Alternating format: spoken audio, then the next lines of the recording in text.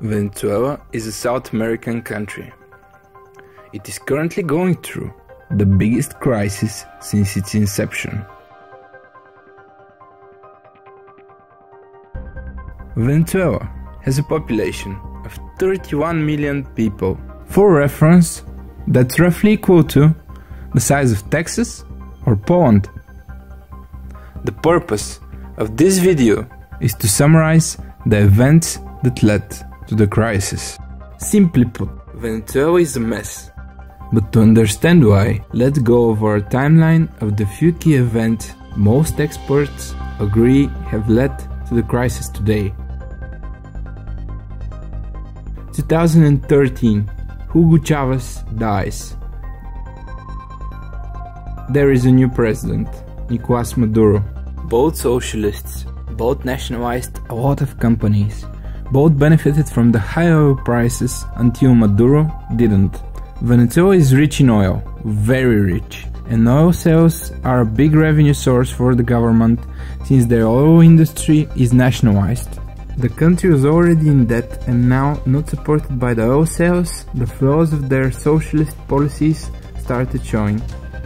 2014, inflation hits 63%, access to food and medicine becomes restricted, protests start.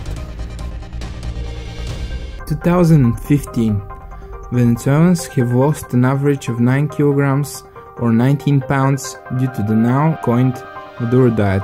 Shortages are considerable. December the 6th, the opposition wins 2/3 majority in the elections, but Maduro stacks the Supreme Court against it and the court blocks a few key decisions and people. 2017, April the 7th, opposition leader is banned from elections, protests fall, 66 dead. July the 30th, the Constituent Assembly, a new structure parallel to government, is created with the intent to change the constitution. Elections are held and called a sham by the critics and other countries from South America and the USA, France, Canada and Spain as well. 2018, May the 20th, presidential elections are held early and Maduro wins.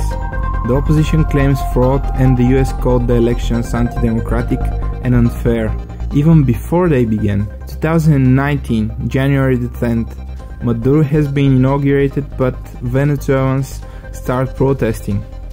Juan Guaido claims emergency presidential powers citing the constitution. The US backs him. Juan Guaido is the president of the National Assembly, and if there is no legitimately elected president, he should fill in the role. Since the date of the latest election was changed and organized by the Constituent Assembly, Maduro's legitimacy is questioned. So, some countries recognized Maduro as the legitimate president and some countries recognized Juan Guaido as the interim president. The US, most of the EU nations and most of the neighbors of Venezuela announced that they back Juan Guaido, while Russia, China, Iran and Turkey consider Maduro the legitimate president. All have their own political arguments why they back the president they consider to be legitimate, but the real division is economic. Venezuela is rich in oil. In fact, it is the country with the biggest reserves of oil in the world. It's not the biggest producer, but it has a lot of untapped reserves for the future. The most important thing for the US is for Venezuela to sell that oil in dollars, in order to support the petrodollar system. The petrodollar system is a topic for another video, but it basically makes countries hoard dollars and only dollars in order to exchange them for oil on the global markets, while the US prints more dollars. The petroleum exporting countries aren't content with the situation. Russia is currently trying to bypass the dollar along with Iran. And here comes Maduro, whose allegiance is to Russia. Russia has interest for Maduro to stay, while the US wants him to leave. The local army is still siding on the side of Maduro. That was the Venezuela crisis, simply put. Those were the facts. If you want to hear more, please subscribe and keep up with my channel. If you want to correct me or add some facts, please do so in the comments, and I'll try and make more of these videos in the future. Thank you.